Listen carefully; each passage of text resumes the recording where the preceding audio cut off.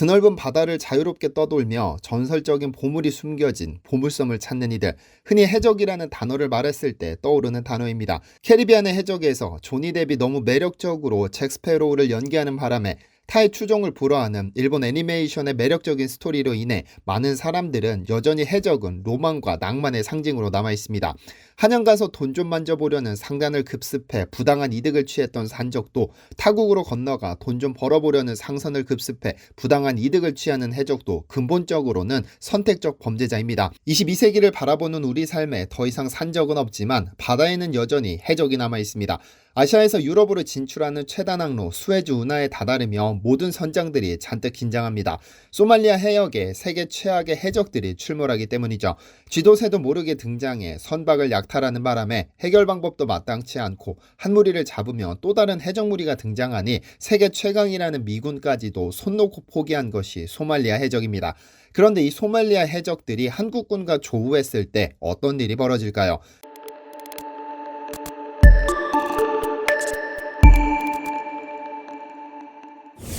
안녕하세요, 디스멘터리입니다.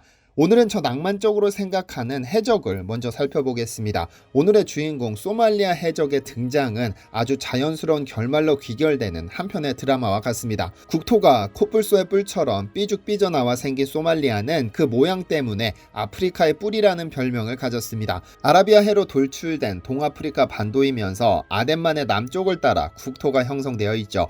원래 소말리아는 아프리카에서는 그나마 부유한 축에 속했습니다. 앞바다에는 풍부한 어장이 형성되어 있었기 때문에 수자원으로 먹고 살기 충분했지만 비극은 1969년 모하메디 시아드 바레의 쿠데타에서 시작됩니다. 무려 22년간 독재가 펼쳐진 이 시기에 정부는 국민들의 고열을 빨아먹고 삶을 피폐하게 만들었으며 이 독재를 막기 위해 IDD라는 반정부군이 등장합니다. 결국 1991년 한국 영화 모가디슈의 실제 배경이 된 정부군과 반정부군의 내전이 발발했죠.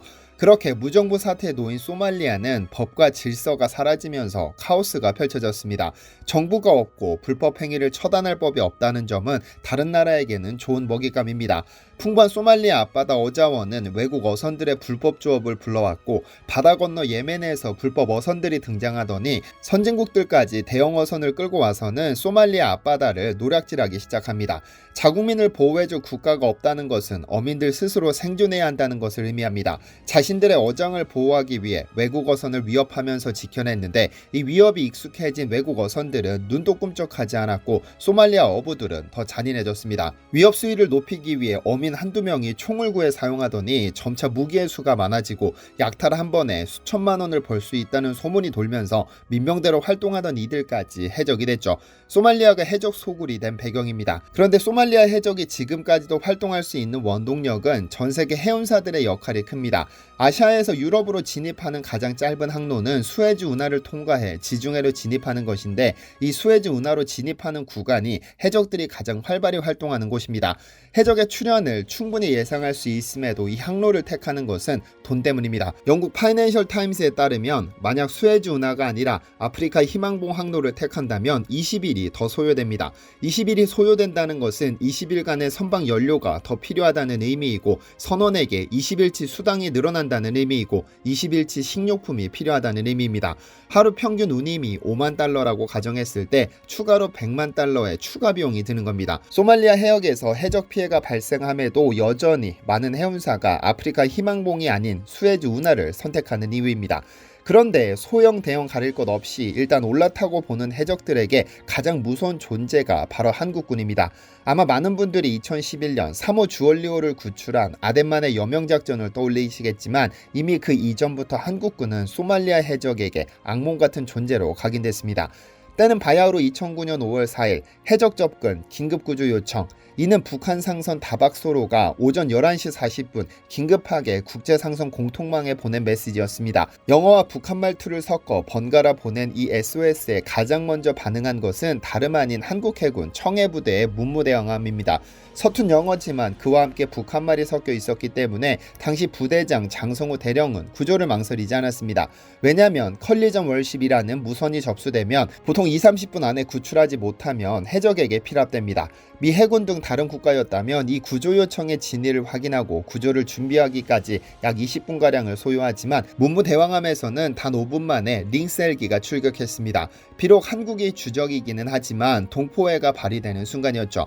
한국은 지하 자원이 없기 때문에 원자재를 수입해 가공한 후 부가가치를 높여 수출하는 전략으로 성장해왔습니다.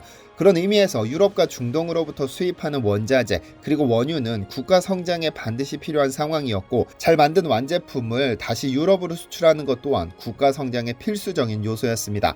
그런데 수에즈 운하를 통과해야 하는 우리 선박들이 소말리아 해적에게 번번이 필압되거나 위험이 고조되기 시작하면서 한국 정부는 우리 선박의 안전을 보호하기 위해 청해부대를 소말리아 해역으로 파병하기 시작합니다. 그중 제1진이 2009년 3월 13일부터 아덴만에 파병됐는데 진해항에서 출항한 지 53일째, 소말리아 해역에서 작전에 돌입한 지 18일째 되던 날 이 사건이 터졌습니다. 오전 11시 40분 북한 국적의 화물선 다박소로는 국제산성 공통망에 해적이 출몰했다며 선박 구조 요청 신호를 보냈고, 이는 근방을 항해 중이던 모든 선박이 들을 수 있었죠. 그중 청해부대가 가장 먼저 반응한 건 북한말 덕분입니다. 선박으로부터 약 96km 떨어진 거리에 있던 문무대왕함은 쥐잡듯이 북한 선박을 쫓고 있을 해적들을 생각하니 망설일 시간이 없었습니다. 즉각 링스 헬기를 출격시켜 빠르게 날아 20분 만에 현장에 도착했는데 해적선이 북한 선박과 고작 3km 밖에 떨어져 있지 않았고, 해적들은 선박에 오르기 위해 사다리와 소형 보트를 준비 중이었습니다. 일촉즉발의 상황에서 링스 헬기는 즉각 해적선을 따라 위협 비행을 시작했고, 헬기에 탑승한 저격수들은 엎드린 자세로 사격 자세를 취하자 이에 놀란 해적선은 10분 만에 항로를 변경해 도주하기 시작합니다.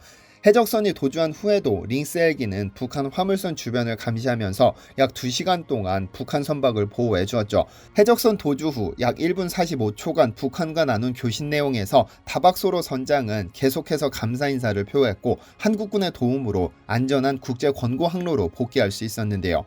비록 우리와 주적 관계에 놓인 북한이었지만 위험에 빠진 선박을 지나치지 않고 무사히 구조해내면서 청해부대의 명성이 높아지는 순간이었습니다. 사실 처음 청해부대가 우리 화물선 보호를 위해 소말리아 해역에 파견한다는 결정이 내려졌을 때 전문가들은 상당히 부정적인 의견을 표했습니다. 수천 킬로미터 떨어진 소말리아 해역에서 문무대왕함 한 척으로 우리 선박을 안전하게 호송하는 것이 가당키냐 하냐면서 이건 계란으로 바위치기라는 비아냥도 많았죠. 그러나 작전 첫날부터 청해부대는 덴마크 상선을 해적으로부터 구출하면서 전 세계의 시선을 잡아 끌더니 불과 며칠 지나지 않아 북한 화물선까지 구조하면서 자부심과 감동을 안겨주었죠. 청해부대 1진은 2009년 3월 13일 진해항을 떠난 후 약 6개월간 작전을 수행하면서 덴마크, 이집트, 파나마, 북한 선박에 접근하던 해적선을 격퇴하는 등 총 7차례 해적선을 물리쳤고, 한국 선박 148척을 포함 상선 320여 척의 안전항해를 지원하는 등 우리 해군의 능력을 전 세계에 과시했습니다.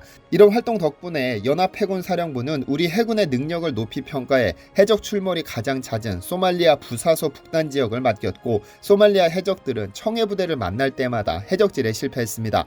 자칫 잘못 걸렸다가는 목숨을 잃을지도 모른다는 두려움이 생긴 것이죠.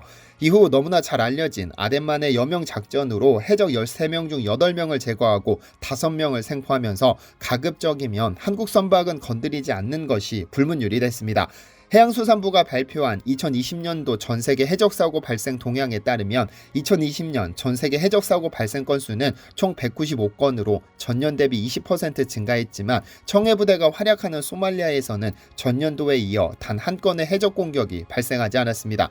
한국 해군이 국제 평화에 크게 이바지하고 있다는 말이 과장일까요? 디시멘터리에서는 여러분의 제보를 기다립니다. 제 채널에서 다뤘으면 좋겠는 뉴스 또는 널리 알려졌으면 하는 영상은 디시멘터리 네이버.com으로 보내주시면 소중히 제작하겠습니다. 시청해주셔서 감사합니다.